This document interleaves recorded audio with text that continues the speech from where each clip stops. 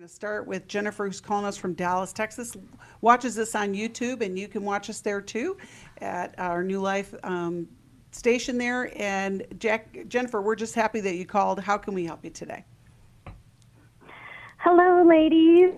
So happy to get to talk to you guys, or gals. So my question is about my son. He's 17. He's graduating next Friday from high school. I've been alienated from him basically for a while now. He lives with his dad and stepmother since about 2015. After I'd gone through some stuff, lost pretty much everything. I didn't have a job at the time, and so I had him go live, with them at the time. But anyway, unfortunately, his stepmother started vilifying me towards him, and telling lies and things like that. And so this latest thing, so he's basically aligned himself with her and has told me that he doesn't want to see me, doesn't want to talk to me, things like that. It's been about 3 years since we last really spent any time together. Wow. The latest thing is, since graduation's coming, I have a gift and a card. His stepmother texted me a couple weeks ago saying some hurtful things and told me that my son has asked her to adopt him when he turns 18, which is in July. So there's a lot going on, and the last time I talked to my son was a couple weeks ago. He got really upset with me. He was already upset. He has anxiety anyway that he's had. He also was diagnosed as high-functioning autistic back when he was like 4, but my ex-husband and his wife have refused to accept that. They actually said they took him to a neurologist, that he doesn't have it, that sort of thing. So it's just been really hard. And my question, I guess, is should I still go to the graduation, even though he told me not to, and just kind of stay, away because I don't want to cause any, blow-ups or upset or anything? Should I mail his gift? Should I try and give it to him in person? I'm just kind of like in a rock and a hard place at this point. Well, let's see what Jill and Jackie have to say. Jennifer, it is a tough situation, but I think there is some hope. So, Jill, why don't we start with you? What are you thinking? Well, Jennifer, my heart goes out to you. What a painful thing to go through, and to try to do the right thing by your son, and then to be so misrepresented. Right. So that's a hard thing. And so I think this is over the long haul work, right? In terms of repairing and mending a relationship with your son. It's little tiny incremental progress over time. And so you have to look at it as a long-term game.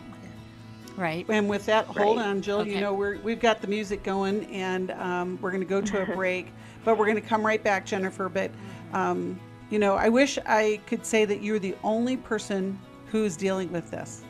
But the reality is there are other moms that are dealing with the same thing, and it's just hard. And I think we'll be able to give you some direction going forward.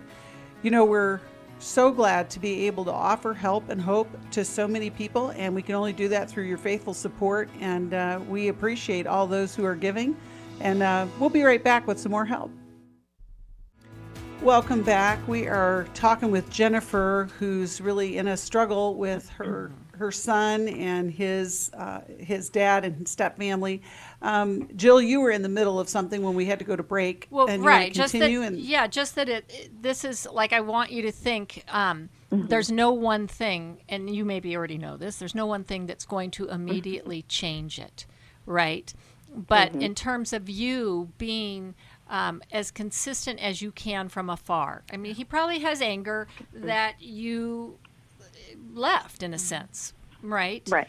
And so he's attached to whoever is there with him.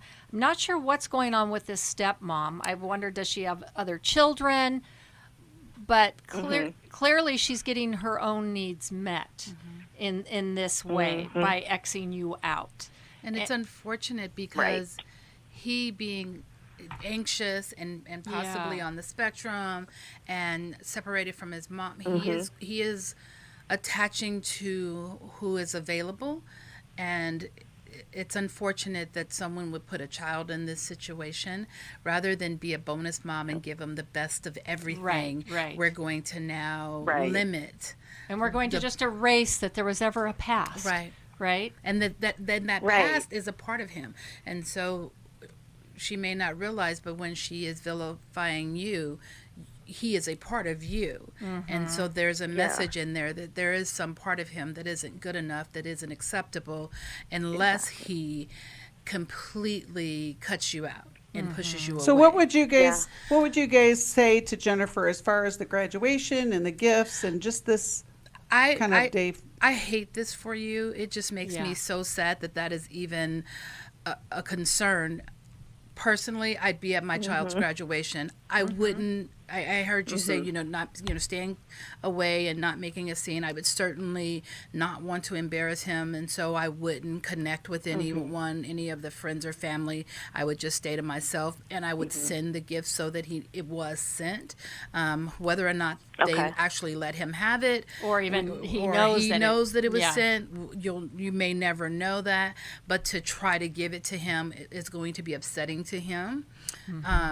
If you can stay in the shadows and just go and maybe take a picture, because this is your son. It's important to you too, and at the same time you also want to let it be about him. So if you can stay out of view, if that's a possibility wherever the graduation is, personally that would be the move that I would make. I would also, Jennifer, for yourself and for maybe down the road, I would start maybe a journal of letters to your son. I kind of started that already.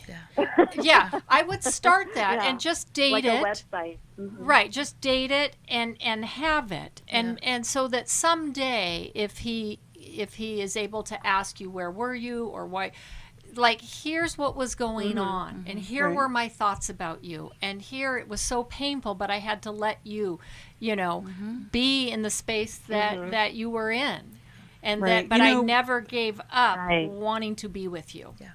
So, the other thing I'm thinking about too, Jennifer, is the fact that you were able to still talk to him, which is really good, but I'm wondering if we need to do a shift in those conversations so that you become a safe listener and that you are not going to talk about some of these divisive things, no matter what he says. That's the hardest thing as a mom. But if you've got, if he's, first of all, he's 17, so let's just talk about teenage years.